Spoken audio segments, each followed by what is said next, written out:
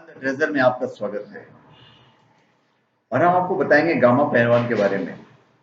एक ऐसा पहलवान जो 50 साल में कभी किसी से हारा ही नहीं।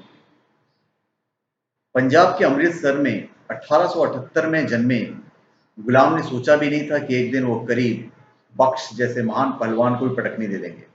करीम बख्श अपने टाइम के महान पहलवानों में से एक थे और उसे पटकनी देकर दुनिया के महारथी बन जाएंगे। पहलवान पिता मोहम्मद अजीज बख्श की मौत के बाद दतिया के महाराज ने गामा को पेशेवर पहलवान बनाने के लिए अपने पास रख लिया। पहलवानी का गुर सीखते हुए गामा ने महज 10 साल की उम्र में ही कई महारथियों को धूल चटा दी। गामा का नाम आसपास के जो राज्य थे, आसपास के राज्यों में फैलने लगे। गामा पहलवान युवावस्था में थे कि उनके सामने आने वाला हर पहलवान धूल चाट कर लौटता था युवावस्था में। फिर 1895 में उनका सामना देश के सबसे बड़े पहलवान रुस्तमे हिंद रहीम बख्श सुल्तानी वाला से हुआ। रहीम की लंबाई 6 फुट 9 इंच थी, जबकि गमा सिर्फ 5 फुट 7 इंच के थे, लेकिन उन्हें जरा भी डर नहीं लगा। गामा ने रहीम से बराबर की कुश्ती लड़ी और आखिरकार मैच ड्रॉ हुआ। इस लड़ाई के बाद गामा पूरे देश में मशहूर हो गए। साल दर साल गामा की ख्याति बढ़ती रही और वो देश के अजय पहलवान बन गए। गामा ने 1898 से लेकर 1907 के बीच दतिया के गुलाम मोहम्मुद्दीन, भोपाल के प्रताप सिंह, इंदौर के अली बाबा सिंह और मुल्तान के हसन बख्श जैसे नामी पहलवानों को लगातार हराया। 1910 में एक बार फिर गामा का सामना रुस्तमे हिंद रहीम बख्श सुल्तानी वाला से हुआ। एक बार फिर मैच ड्रॉ रहा।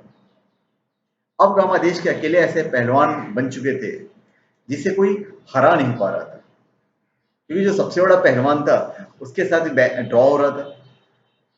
भारत में अजय होने के बाद गामा ब्रिटेन गए। वहां उन्होंने विदेशी पहलवानों को धूल चटाने का मन बनाया, लेकिन लंबाई कम होने की वजह से उन्हें वेस्टर्न फाइटिंग में शामिल नहीं किया गया।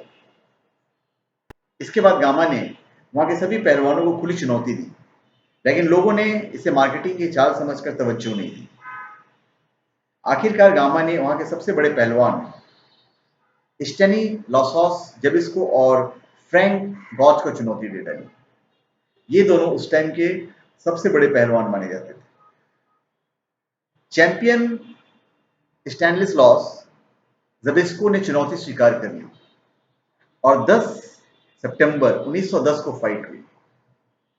गामा ने ज़बिस्को को पहली मिनट में जमीन पर पटक दिया। 2 घंटे 35 मिनट तक मैच चला, लेकिन उसे ड्रॉ करार दे दिया गया। मैच दोबारा 19 सितंबर को हुआ और ज़बिस्को मैच में आने की हिम्मत ही नहीं जुटा पाया। इस तरह हेवीवेट चैंपियन बनने वाला भारत के पहले पहलवान बन गया और यह खिताब रुस्तमे जमा के बराबर था। तो ये थे हमारे गामा पहलवान। अभी कहानी यहीं पे खत्म नहीं होती है, हम थोड़ी सी और भी बताएंगे आपको गामा पहलवान के बारे में। 1911 में गामा का सामना फिर रहीम बख्श से हुआ। इस बार रहीम को गामा ने चित कर दिया। उसके बाद 1927 में गामा ने आखिरी फाइट लड़ी। उन्हें स्वीडन के पहलवान जेस पीटरसन को हराकर खामोशी से इस खेल को हमेशा के लिए अलविदा कह दिया। दिलचस्प बात यह रही कि 50 साल के कैरियर में गामा को कोई नहीं हरा सका। 1947 में बंटवारे के बाद गामा पाकिस्तान में बस गए और वहीं लंबी बीमारी झेलते हुए 1963 में उनकी मौत हो गई। जिस भार से गामा पहलवान वर्जिश किया करते थे, उसे 95 किलो के भार को पटियाला के national institute of sports museum में आज भी सुरक्षित रखा गया है। तो धन्यवाद। आप हमारे चैनल पर सब्सक्राइब करें और अपने कमेंट दीजिए। धन्यवाद।